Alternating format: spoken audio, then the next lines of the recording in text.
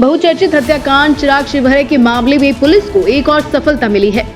Police ने इस हत्याकांड में शामिल आरोपी और मृतक की कथित गर्लफ्रेंड को गिरफ्तार कर लिया है। इसके साथ ही हत्याकांड के मुख्य आरोपी की निशानदेही पर पुलिस ने मृतक का मोबाइल, गाड़ी और हथियार भी बरामद किए हैं।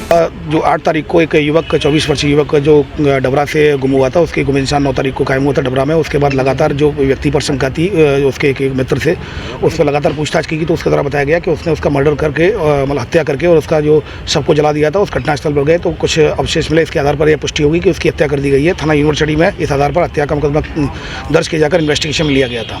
उसने शुरुआत में ये बताया था कि मैंने उसकी गला दबाकर हत्या कर दी है, लेकिन चूंकि वो कदकाठी में चिराग शिवहरे काफ़ी मजबूत था और ये उसके सामने ऐसा बड़ा संदेहास्पद स्टेटमेंट था कि वो गला दबाकर हत्या कैसे कर सकता। तो लगातार इसने परसों से इससे चूंकि पुलिस रिमांड पर लिया जाकर लगातार इससे पूछताछ की जा रही थी। तब इसके द्वारा इस बात को कबूल कर लिया गया कि उसके द्वारा उसकी जो हत्या है 315 बोर के कट्टे से की है और गाड़ी में ही, कार में ही की है।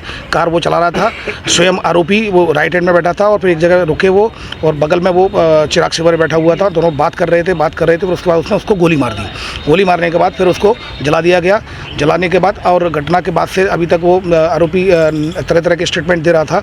मोबाइल भी मृतक का जब्त नहीं हुआ था, तो मृतक का मोबाइल भी जब्त उसने एक्सेप्ट कर लिया है। मृतक का मोबाइल अपने घर के छत के पास जो टीन बनी हुई है वहाँ से उसने जब्त करा दिया है।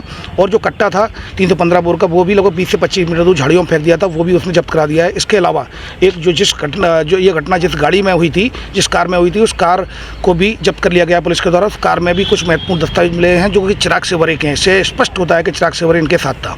तो इसके अलावा चूँकि इसमें एक लड़की को भी गिरफ्तार किया गया है इसमें, जो कि डबरा की रहने वाली है और ITM पास आउट है। उसके द्वारा चूँकि FIR में लिखाया गया था, उसमें भी इन्वेस्टिगेशन उसमें हिरासत में लिया गया। तो इसमें 120 भी आपराधिक षड्यंत्र में वो शामिल होना पाया गया टेक्निकल एविडेंसेस के आधार पर, जिसमें कि CDR और जो उसकी लोकेशन लगातार घटना से पहले और घटना के बाद भी उससे लगातार बात किया जाना पाया गया। तो इस आधार पर उसको गिरफ्तार किया जाकर आज माननीय न्यायालय के समक्ष प्रस्तुत किया जाएगा।